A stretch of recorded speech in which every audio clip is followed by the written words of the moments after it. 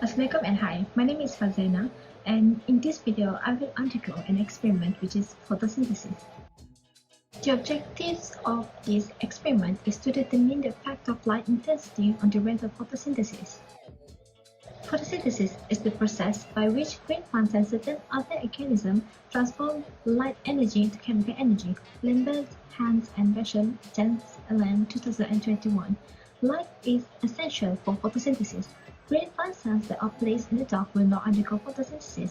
Photosynthesis process can be summarized by the equation carbon dioxide and water into sugar, water and oxygen. Raven et al. 2014, page 148. The hypothesis of this experiment is if the light intensity is very low, then the number of bubbles of oxygen produced will also be very low, because the plant obtains light energy from photons being absorbed by pigments in photosystems, and this energy is what drives the photosynthetic process. The materials I need is plants, sodium bicarbonate, beaker, distilled water, hole punch, but I will use the paper punch instead, tweezer, straw, a syringe, ruler, and a torchlight. Choose one species plant. I will use chili leaves, or its scientific name is Capsicum annum. Using a paper puncher, get 10 leaf discs from the plant. Remove the plunger from the syringe and remove the cover from the tip. I will use the tweezer to put the leaf discs into the barrel of the syringe and tap them down to the tip.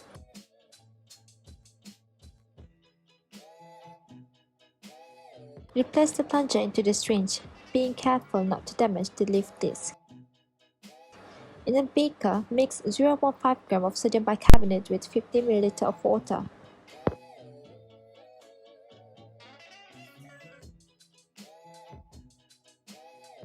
Draw about 4 ml of bicarbonate solution to the syringe.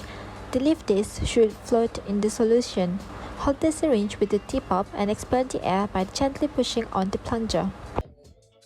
Lock the tip of the syringe tightly with your finger and gently pull on the plunger, creating a slight vacuum. You could see tiny bubbles coming out of the leaf disc.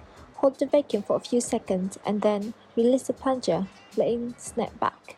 Some of the discs should begin to sink. Repeat the previous step several times until all of the discs have sunk to the bottom of the solution. When all the leaf discs have settled to the bottom of solution, carefully remove the plunger and pour the disc and solution to the cup.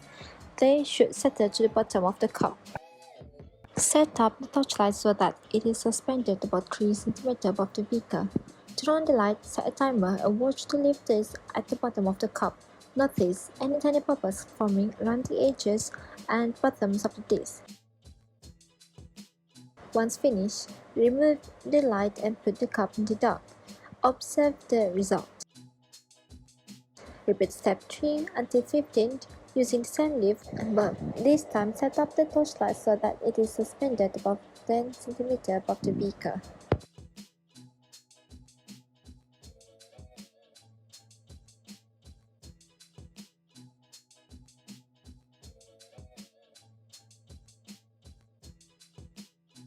How does the suction help the leaf disc to sink? When you apply a gentle vacuum to the leaf disc in solution, this air is forced out and replaced with the solution, causing the leaves to sink. If you conduct the experiment without baking soda, what will happen to the leaf disc and why? Normally, the leaf disc floats. When the air speeds are replaced with the water, the overall density of the leaf disc increases as the discs sink. Our Center of Excellence for Translational Photosynthesis 2015. So, if the experiment was conducted without baking soda, then the leaf discs will sink. Why do the leaf discs in the baking soda solution treatment begin to float? Sodium bicarbonate provides dissolved carbon dioxide. As photosynthesis proceeds, oxygen is released into the interior of the leaf, which changes the buoyancy, causing the disc to rise. What happened to the leaf discs in the dark? When you put floating leaf discs in the dark, they will eventually sink. Without light energy, no photosynthesis will occur, so no more oxygen gas will be produced. This experiment investigates the relationship between light intensity and photosynthesis rate, in which, as hypothesis refers to, if the light intensity is low, the number of oxygen bubbles decreases. The hypothesis that had been stated at the beginning of the experiment was proved based on the experiment that had been conducted.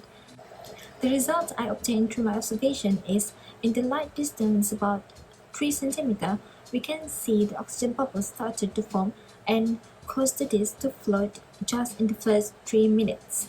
This is due to the treatment solution with sodium bicarbonate begin to rise as they use the carbon dioxide to undergo photosynthesis and produce bubbles. Meanwhile, the disk began to sink after the light was removed and the beaker was placed in the dark in which the photosynthesis had stopped. In another case, if we put the light source 10 cm above the beaker, the low light intensity causes the oxygen bubbles started to form and cause the disk to float in the first 5 minutes slower than the light distance about 3 cm. Reason for this is, if the distance between the lift disk and the light source increases, then the light intensity decreases. They are inversely proportional to each other. That the low intensity causes decreasing in the number of oxygen produced.